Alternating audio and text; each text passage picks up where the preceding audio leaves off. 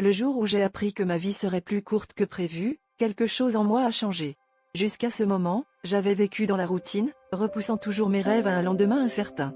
Mais face à cette réalité brutale, j'ai décidé de transformer mon destin en une aventure extraordinaire. J'ai quitté mon travail ennuyeux et réservé ce billet d'avion pour un tour du monde que je repoussais depuis trop longtemps. Chaque matin, je me réveillais avec une nouvelle détermination. De la danse sous les aurores boréales de Norvège à la traversée en montgolfière au-dessus des plaines du Serengeti, chaque expérience était une célébration de la vie.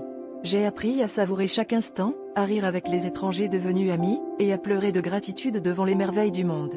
Chaque journée était un cadeau à ouvrir avec émerveillement. Mais ce voyage n'était pas seulement physique. Il était aussi intérieur. En chemin, j'ai découvert une force en moi que je ne soupçonnais pas.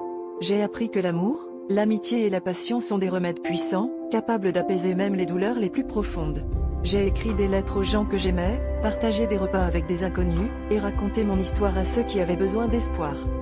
À la fin, ce que j'ai compris, c'est que vivre pleinement ne vient pas de l'absence de peur ou de souffrance, mais de la capacité à embrasser chaque jour avec courage et gratitude.